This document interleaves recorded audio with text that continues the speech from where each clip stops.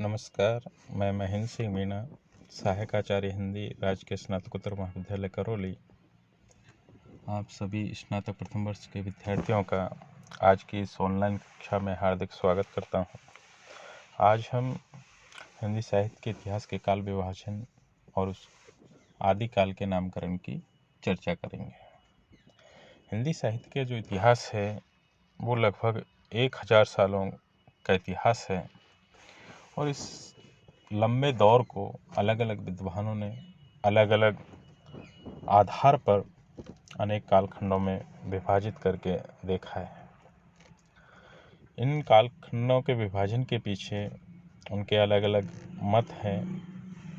भाषा का विकास का आधार है, साहित्य के विकास का आधार है, युगीन प्रवृत्तियों के बदलते स्वरूप को ध्यान में रख के ये विभाजन किया गया।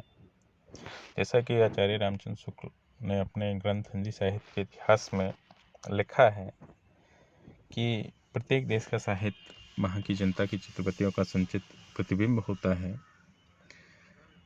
तब यह निश्चित है कि जनता की चित्रवृत्ति के परिवर्तन के साथ साथ साहित्य के स्वरूप में भी परिवर्तन होता चला जाता है। आदि से अंत तक इन्हीं चित्रवृत्तियों की परंपरा को परखते हुए साहित्य परंपरा के साथ उनका सामंजस्य दिखाना ही साहित्य का इतिहास कहलाता है।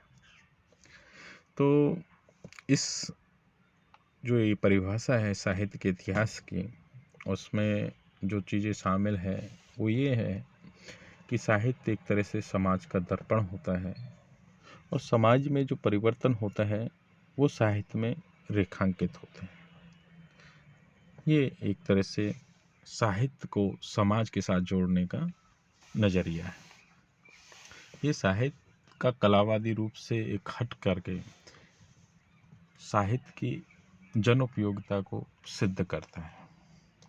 इस कालखंड के जो इस पूरे इतिहास का जो काल विभाजन है उसके हम इस तरह से देखते हैं कि जो पहला जो हिंदी साहित्य का इतिहास लिखा गया वो फ्रेंच भाषा में था और गारसा दे तासी ने इसको लिखा था। नाम था इस्तवार de la literatura हिंदोई हिंदुस्तानी। इस ग्रंथ की खासियत ये थी कि इसमें हिंदी के साथ साथ अनेक उर्दू कवियों का परिचय दिया, पर इन्होंने कोई विधिवत काल विभाजन या नामकरण का कोई प्रयास नहीं किया। दूसरा साहित्य के इतिहास की दृष्टि से महत्वपूर्ण ग्रंथ है शिव सिंह सेंगर का शिव सिंह सरोज। इन्होंने लगभग 1000 भाषा कवियों का जीवन चरित्र और उनकी कविताओं के उद्धरण इसमें प्रस्तुत किए। काल विभाजन का जो पहला विधिवत प्रयास था वो ग्रियर्सन ने किया। जॉर्ज ग्रियर्सन अंग्रेजी भाषा के जानकार और इतिहास लेखक थे। उन्होंने जॉर्ज ग्रियर्सन ने the modern vernacular literature of Hindustan करके एक ग्रंथ की रचना की और इस ग्रंथ में उन्होंने काल विभाजन का पहला प्रयास किया, पर इसमें अनेक त्रुटियां भी रही। इन्होंने इस पूरे विभाजन में लगभग 11 कालखंड बनाए, जिसमें चारण काल, धार्मिक पुनर्जागरण, जयसी की प्रेम कविता,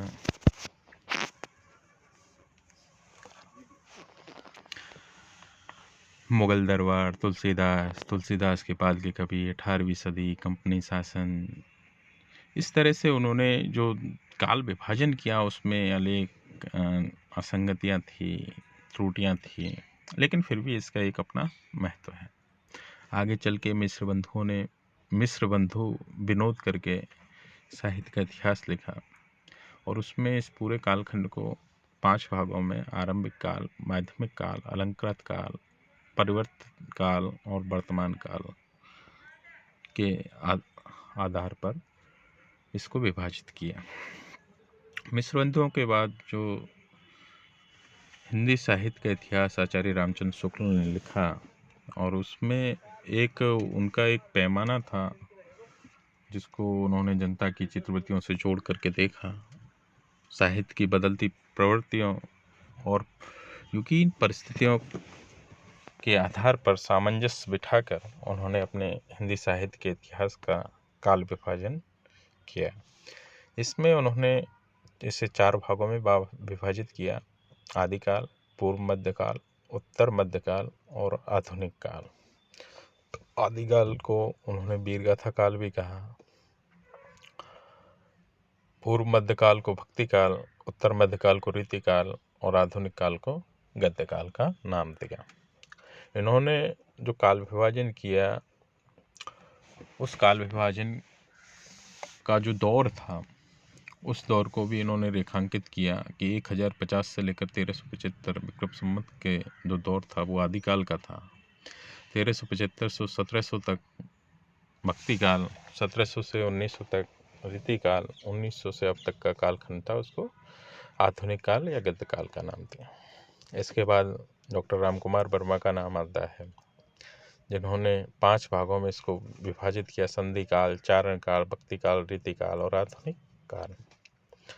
इन्होंने आदिकाल के अंतर्गत 2 भाग, संधि काल और चारण काल। संधि काल एक तरह से भाषा की दृष्टि से अपभ्रंश और हिंदी की शुरुआत का जो दौर था उसको रेखांकित करता है। चारण इस दौर के प्रमुख कवियों का वर्ग था जो राज दरबारों में अपने शासकों के यहाँ, सामंतों के यहाँ अपनी रचनाएं सुनाया करते थे और उनके माध्यम से वो अपना जीविका उपार्जन करते थे। तो संधि काल और चारण काल ये आदिकाल के अंतर्गत 2 नामकरण। इसके बाद बाबू श्याम सुंदर दास ने 4 भागों में आदिकाल, पूर्व मध्ययुग, उत्तर मध्ययुग और आधुनिक युग, ये लगभग शुक्ल जी का ही काल विभाजन की तरह है।